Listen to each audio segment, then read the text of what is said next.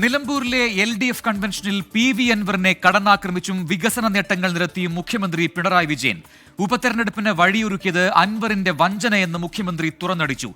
കാട്ടുകള്ളൻ വീരപ്പൻ ചൂണ്ടിക്കാട്ടിയ മരമുറി നടന്നത് UDFന്റെ ഭരണകാലത്താണെന്ന് മുഖ്യമന്ത്രി ആരോപിച്ചു.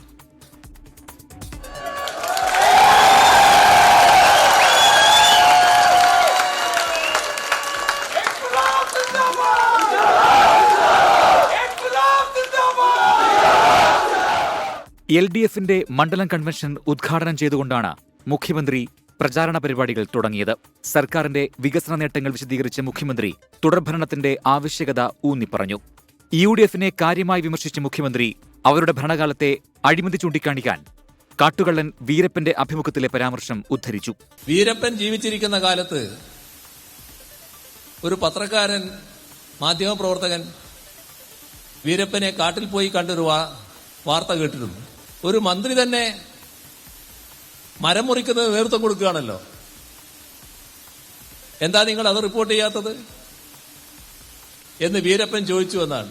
ന്യൂനപക്ഷ ദളിത് വിഭാഗങ്ങൾക്ക് നേരെ ഉയർന്ന ഭീഷണി ചൂണ്ടിക്കാട്ടി സംഘപരിവാറിനെയും മുഖ്യമന്ത്രി വിമർശിച്ചു.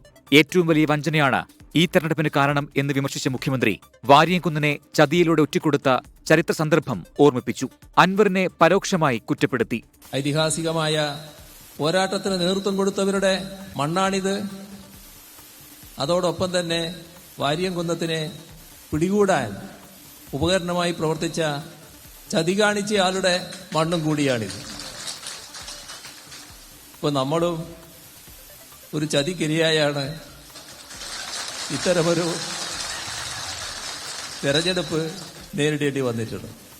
അതില് ഏതെങ്കിലും തരത്തിൽ ആശങ്കപ്പെടുന്നൊരു മുന്നണിയല്ല LDF. പൊതുപ്രവർത്തനത്തിൽ ക്ലീൻ ഇമേജുള്ള നേതാവാണ് M സ്വരാജ്. സ്വരാജ് വിജയിച്ചു വരുന്നത് കാത്തിരിക്കുകയാണെന്ന് പറഞ്ഞാണ് മുഖ്യമന്ത്രി അവസാനിപ്പിച്ചത്. Team 24 നിലമ്പൂർ.